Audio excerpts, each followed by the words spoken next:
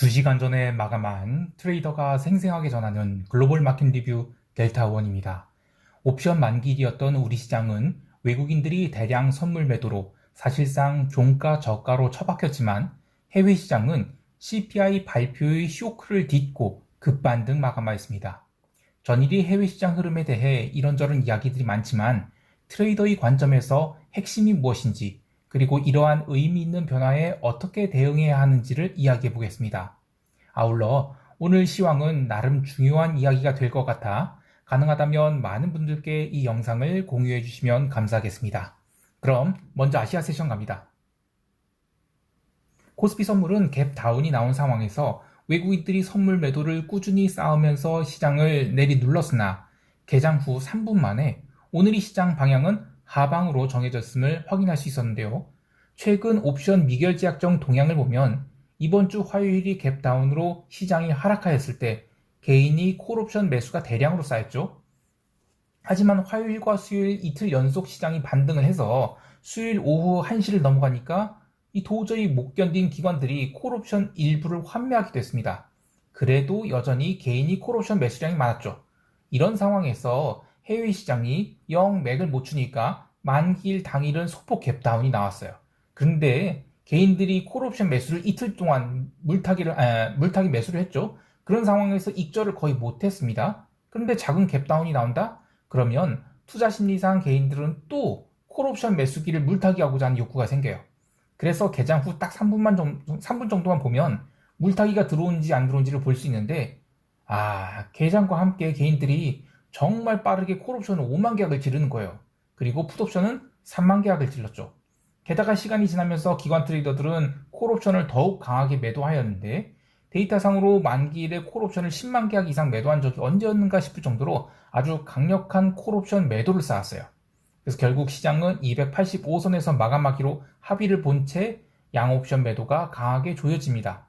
물론 기관들이 콜 매도는 전체 흐름이 하방 쪽으로 기울고 있었던 것을 따라간 것 뿐이었는데요.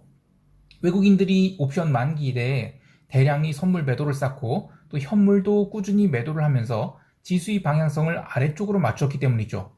오전에 이미 1조 원의 선물을 매도한 외국인들은 이후에도 계속 매도를 늘렸는데 그런데 여기서 신경 써서 볼 일이 있습니다.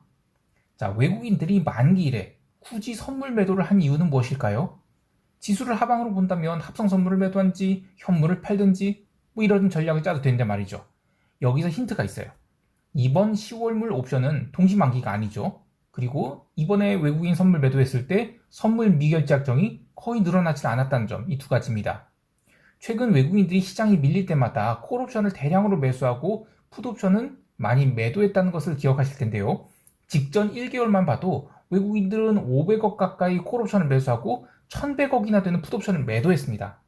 안타깝게도 그 거래 상대방의 대부분은 개인이었어요. 그러니까 개인이 풋옵션 매도가 손절될 때 외국인은 거기다 대놓고 이익 실현한 것이죠.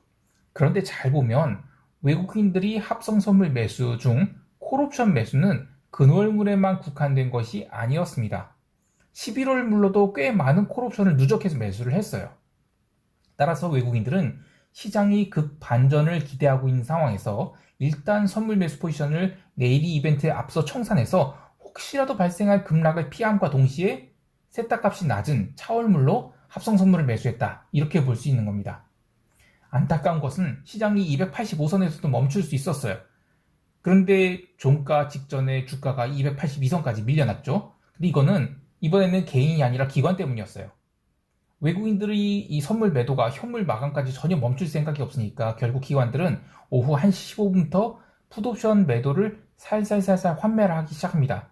그리고 오후 3시 이후로는 급하게 환매를 했죠. 그래서 결국에는 지수를 284선에서 282선으로 빠르게 밀어버리게 됩니다. 아마 이 환매가 없었다면 종가 저가로 처박히지 않았을 텐데 이번에는 기관이 당한 셈이죠. 근데 그것도 그럴 수밖에 없었던 것이 옵션 만기일인 전일 이 수요일 시장이 계속 반등하면서 기관들이 그때 오후 1시 이후로도 콜옵션도 환매를 했지만 델타 맞추기 위해서 풋옵션 매도를 287과 285를 때렸어요. 그래서 상방 해지를 했죠. 근데 이 부분을 갭 다운이 나는 상태에서 장중에 반등이 좀 나왔으면 어느 정도 소화를 할 수 있었지만 외국인들이 선물 매도를 주창 때린 바람에 반등이 거의 나오질 않았죠. 그래서 이 풋옵션 매도를 장중에 소화낼 수 없었고 막판에 어쩔 수 없이 손절을 한 것이 아닌가 이렇게 보고 있습니다. 자, 정리해보면 선물 베이시스가 악화될 정도로 외국인들은 선물 매도를 무려 1조 5천억 가까이 때렸지만 옵션 시장에서는 합성 선물을 대량으로 매수 누적해서 시장을 위로 돌릴 준비를 하고 있고, 그리고 지수가 285선에서 멈출 수 있었던 것은 기관이 풋옵션 매도 손절매를 하면서 282선으로 눌린 것이다. 그래서 이거는 언더슈팅이다. 이렇게 정리할 수가 있겠습니다. 이제 유럽 세션 넘어갈게요.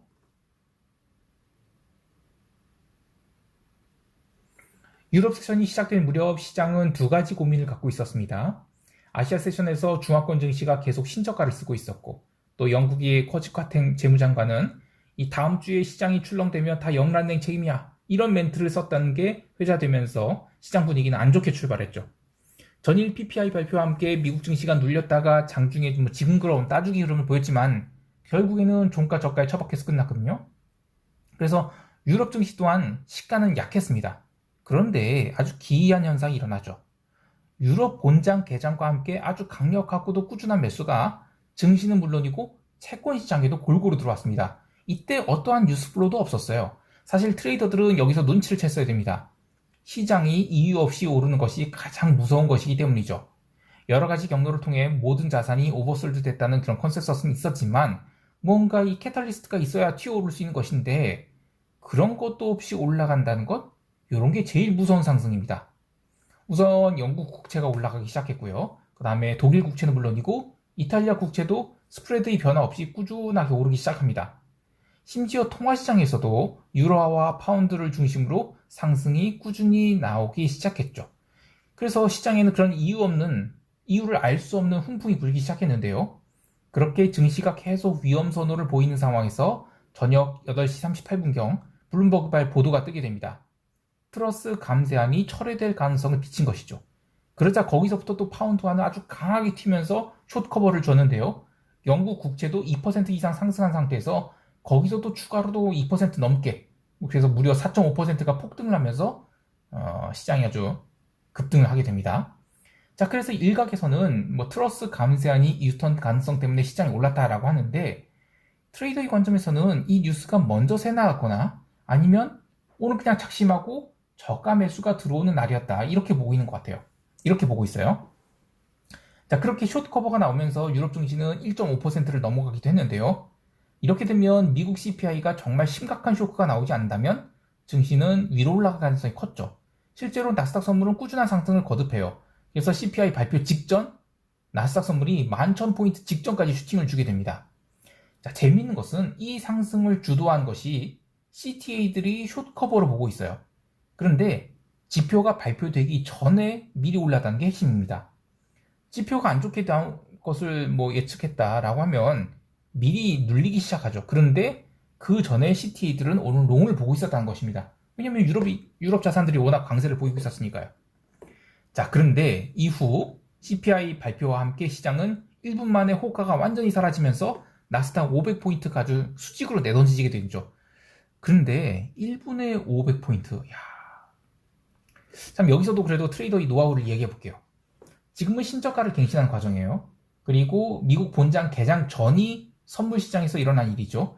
자, 그러면 선물 시장의 반응은 기술적인 흐름을 보일 때가 많아요. 그러니까 이벤트를 즉시 다 반영한다는 것이죠. 멤버십 게시판에서도 이야기했듯이 이렇게 되면 현물 보장 개장 후 잠깐의 언더슈팅을 주고는 그게 시세의 전부일 수 있습니다. 아니면 오히려 숏 커버가 나올 수 있죠. 관련된 이야기는 미국 세션 설명할 때 또 이야기를 하기로 하고요.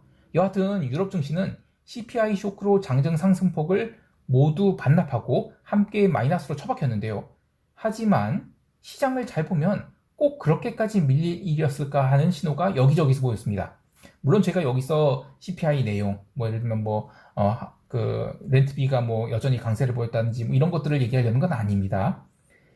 우선 이 트레이더의 관점을 보는 것이니까요. 제가 그런 것은 무시한다는 뜻은 아니고요. 저는 어쨌든 거래 전체를 다 매크로로 보는 거니까요. 자, 우선 유럽이 밀렸다고 하는데 미국이 신저가를 굉장히 강하게 갱신했죠. 그런데 그에 비해서 유럽은 9월이 저가를 갱신하지도 않았어요. 주가 지수들이요. 그리고 상품 시장에서도 눌림이 있었긴 했지만 뭐 이 정도면 봐줄만 했죠. 그리고 채권 시장 또한 영국이 오버액션한 부분은 되돌려 주었지만 그래도 2% 이상 상승한 상태였어요. 굳이 이야기하면 이탈리아 채권이 좀 눌리고 있었는데 이거는 야, 미국이 이렇게 CPI가 오르면 유럽도 결국 오를 것이고 유럽도 긴축 경로는 그대로다. 이런 그렇게 되면 이제 이탈리아와 독일 국제 스프레드가 벌어질 것이다. 이런 면에서 채권이 좀 눌린 건 있는데 그래도 전반적인 분위기는 이 정도면 최소한 유럽은 굉장히 강한 거 아니야? 이렇게 볼 수 있었습니다. 자, 그렇다면 이제 향후 이제 트레이딩 전략이 어떻게 되냐면 미국 본장 개장 이후에 미국 증시가 안 좋게 흘러간다. 즉 신저가를 꾸준히 갱신하면서 추가 하락이 나온다면야 유럽도 같이 끌어내려자겠죠. 근데 이제 이벤트가 없는 상황이에요. CPI 나왔다, PPI 나왔다, 다 나왔잖아요. 이제 PC 디플레이터는 이 다음 주가 아니라 다다음 주죠. 자, 그럼 이제 볼 게 변동성 지수밖에 없어요. 미국 변동성 지수는 지표 발표와 함께 고가를 잠깐 갱신했어요. 근데 피레침처럼 잠깐만 치기도 했고, 그리고 고가 갱신 폭도 얼마 되지 않았죠. 유럽 지수 변동성은 아예 얼마 오르지도 않았습니다. 그러니까 변동성만 놓고 보면 시장의 하락은 충분히 해지가 되어 있는 것이고, 이렇게 되면 이벤트 종료로 인해서 해지를 풀어낼 가능성이 훨씬 더 커지는 것입니다. 미국 본장 개장 후에 미국 증시는 추가 하락을 몇 번 시도하긴 했으나 변동성 매도가 더욱 강하게 들어오기 시작했어요. 그래서 시장이 하락을 막아냈고, 그러는 상황에서 유럽 증시는 또 오전에 들어왔던 의문의 현물 매수가 들어오기 시작합니다. 그래서 밤 11시에는 유럽 증시는 전일 종가 대비 플러스로 돌게 넣게 돼요. 하지만 S&P만 매수가 꾸준히 들어와서 낙폭을 줄이고 있었을 뿐 나스닥은 여전히 매도세가 강했죠. 아무래도 채권 가격에 연동되는 트레이딩이 있었던 것 같아요. 그렇게 유럽이 전혀 조정을 받지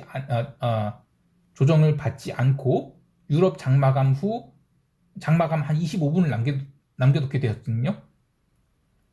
그 정도로 이제 많이 올라오니까 이 나스닥 매도자들이 도저히 견디지 못하는 거예요. 그래서 이 새벽 0시 5분에서 6분 사이 거기서부터 이제 나스닥 매도자들이 강력한 손절매를 하면서 시장을 급등시킵니다. 그래서 결국 이 유럽장 마감 직전에 이 CPI 발표 전에 기록한 고점을 넘겨버리는 그런 강력한 쇼커버가 나오죠. 이후 현물 마감할 때까지도 계속해서 쇼커버가 들어오면서 사실상 종가 고가로 마감했는데요. 이 오늘의 핵심은 유럽 세션 시작부터 시장은 오늘을 디데이로 삼아서 대부분의 자산에 공격적인 매수가 들어왔다는 거예요. 그리고 이벤트로 시장이 강한 충격을 받았음에도 불구하고 이유 없는 매수세가 이벤트의 움직임을 이겨내는 상승으로 마감했죠. 그래서 저는 시장이 아주 의미 있는 전환에 성공했다라고 볼 수 있겠습니다. 이제 미국 세션 넘어갈게요.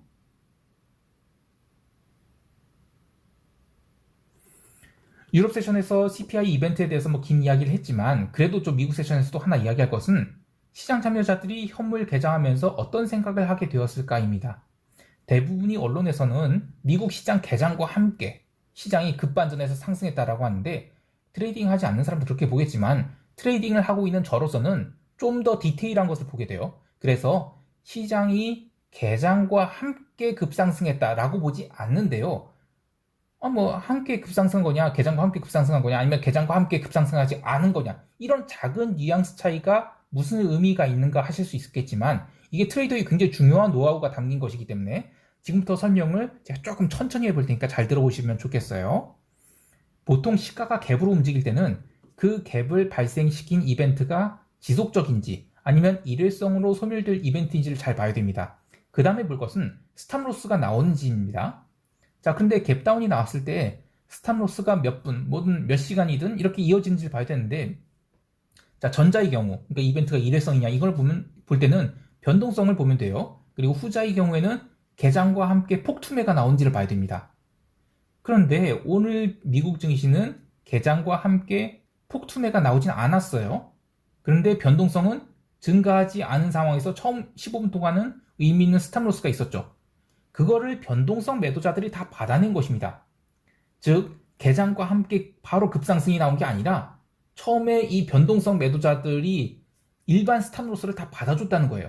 스탑로스가 있었다는 거죠. 자, 시장이 오르는 패턴들을 떠올려 보시면 보통 오를 때는 개장과 함께 바로 미친다는 매수가 들어와서 처음 30분 정도는 아직 따라가지 못할 정도로 올려요. 그런데 오늘은 그러지 않고 15분 동안은 이 저점권에서 손절매를 다 받아냈다는 거예요. 그래서 장중에 나스닥 선물이 처음에는 이 1,500을 깨기도 했어요. 뭐 1,487인가 그것까지 밀렸는데 뭐 그거는 이제 변동성이니까 의미 없지만 어쨌든 처음 15분 동안은 못 올랐다는 거예요. 그리고 거기서 현물 매도자들이 어쩔 수 없는 손절매를 일부 했습니다. 그렇게 손절매를 받아내고 그다음부터 오른 거예요. 자, 또 하나의 특징은 나스닥 선물이 그렇게 오르기 시작합니다. 그래서 1,530부터 지금 살살살 오르기 시작해서 1,650까지 오를 때 이때까지는 그냥 점진적인 일반적인 상승이었어요. 그래서 채권 가격이 오르다가 이렇게 살짝 누리게 되거든요. 그 눌림에 나스닥 선물도 다시 눌릴까라는 고민을 하게 되죠. 그런데 그 이후로 튀게 될 때 1,650선에서부터 11,000까지 튀게 되거든요. 이 구간에서는 콜옵션 매도자들 포함한 쇼 포지션들이 강력한 스탑로스가 있었어요. 그러니까 누가 주식을 사서 이 구간을 오른 게 아니라 스탑로스로 인해서 오른 거, 쇼지 스탑으로 오른 거죠. 자, 그래서 오늘 기록한 저점인 1,484선에서부터 1,650선까지 여기는 그냥 변동성 구간이라고 봐야 되고 1,650부터 나스닥 기준 11,000선까지는 이 거래 없이 레벨업이 이루어졌다고 할 수 있겠어요. 11,000선을 다시 깨게 되면야 뭐 다시 1,650선까지 박스를 형성하면서 의미 없는 흐름을 보이겠지만 11,000선을 지지하거나 횡보기에 들어선다? 그러면 시장은 11,800, 심하면 아주 의미 있는 중기 바닥을 형성하게 된 것일 수 있어요. 시장이 반전하게 될 때의 특징 중 하나가 저런 형태의 강력한 레벨업인데요. 저점권에서 거래가 제법 있을 때 숏을 잡은 쪽에서 손절매를 하지 않았다. 그러면 해당 레벨업 구간은 굉장히 빠르게 움직인 거예요. 이 상태에서 손절을 안 하고 치명적인 손실을 입은 상태로 오버나이스를 하게 됩니다. 특히 그동안에 숏마인드에 길들여졌던 쪽에서 이 숏에 물린 채 오버나이스를 하게 된다면 이후 시장이 계속 상승할 때마다 아니 경제가 이 모양인데 왜 주가가 오르는 거냐고 라면서 괴로워하게 되죠. 따라서 이러한 급격한 레벨업을 포함한 반전은 아주 중요한 신호가 됩니다. 그래서 저는 이제부터는 시장을 아주 공격적인 롱마인드로 대응해야 한다라고 보고 있어요. 개별 종목들은 뭐 안 오른 종목이 뭐가 있을까 싶을 정도로 다 올라서 특별히 코멘트할 것은 없습니다만 여기서도 핵심은 갭 다운이 나온 대형주가 강력한 장대 양봉으로 최근 며칠간의 하락을 모두 커버했다는 거예요. 테슬라나 애플, 엔비디아 이런 것만 봐도 그렇죠. 자, 이렇게 되면 시장은 별일 없는 한 최소한 오전장만큼은 추가로 상승이 나올 수 있게 돼요. 물론 주봉을 양봉으로 당겨 올렸기 때문에 단기 조정이 나올 수는 있어도 이게 시장을 하락으로 추세 전환시킨다는 뜻 아니고요. 매도의 찬스가 된다는 의미도 아닙니다. 급등에 따른 기간 조정이 나올 수 있는데 그렇다면 아주 롱 포지션을 쌓는 찬스로 삼는 것이 좋겠습니다. 자, 이제 시장 총평하면서 대응 전략 이야기할게요.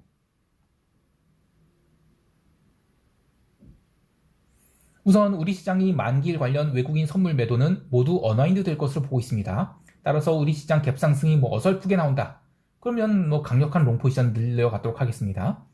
해외 시장의 변동성이 아직도 30포인트가 넘습니다. 이것은 달리 이야기하면 상승 쪽으로도 급등이 크게 나올 수 있다는 의미가 됩니다. 전일이 반등의 변동성은 거의 죽지 않았죠. 즉 변동성 하락이 이어지면서 상승이 나온다면 나스닥이나 S&P나 앞으로 한참 더 상승이 나올 포텐셜이 있다는 뜻이에요. 그리고 보통 이제 매 만기를 기준으로 하나의 추세가 마무리되거나 추세 전환이 이루어지게 되는데 지난 옵션 만기 월물이 참 유난히 하락이 컸습니다. 뭐 거의 뭐 40포인트에 선물 40포인트에 해당하는 하락이 나왔는데 만약에 이 11월물에 반전이 이루어진다. 특히 그동안에 콜옵션이 굉장히 저평가가 돼 있었기 때문에 이들에 의한 환매가 나온다면 시장은 굉장히 급등이 나올 수 있다. 이렇게 보고 있어요. 자, 일단은 한국 시장은 그렇다 치고 해외 시장 포지션은 나스닥 매수분 꾹 홀딩할 거예요. 다만 이탈리아 국채 매도가 제가 좀 센 수량을 갖고 있죠. 이게 좀 아직은 평균 단가 부근이라서 홀딩을 하긴 합니다만 시장 분위기가 막 계속 개선된다. 그러면 나스닥 롱은 늘려야 되고 동시에 국채 매도는 이탈리아 국채 매도는 조금씩 줄여가도록 하겠습니다. 왜냐면 이 독일 이탈리아 국채 스프레드 확대에 대한 베팅이 유로의 방향성과 관련이 있거든요. 최근에 파운드화가 언더슈팅을 주면서 달러 인덱스에 쌍봉 만들었죠. 그렇게 되면 과연 유로와 숏이 먹힐 수 있을까 이런 생각을 하는 거예요. 유로화 숏이 안 먹힌다? 그러면 독일, 이탈리아 국채 스프레드 확대 보는 것은 쉽지 않은 일이죠. 그리고 일단 유럽 증시가 지금 굉장히 강하게 올라온 상황이에요. 그런 상황에서 이 채권 시장에 리스크 오프 베팅을 강하게 한다는 게 조금 부담스럽긴 해요. 여하튼 나스닥 매수랑 이탈리아 국채 매도는 상관계수가 마이너스 쪽에 가깝기 때문에 적절히 리스크 관리를 하면서 이탈리아 국채 매도분을 조금 줄여나가도록 하겠습니다.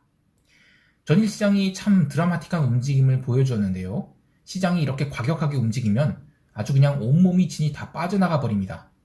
비단 저만이 아니라 이 젊은 트레이더들도 옵션 만기를 보내게 되면 또는 이렇게 변동성이 큰 시장을 겪게 되면 힘이 다 빠져버리죠.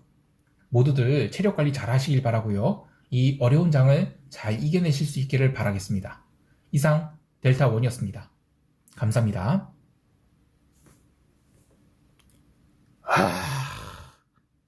징그럽다.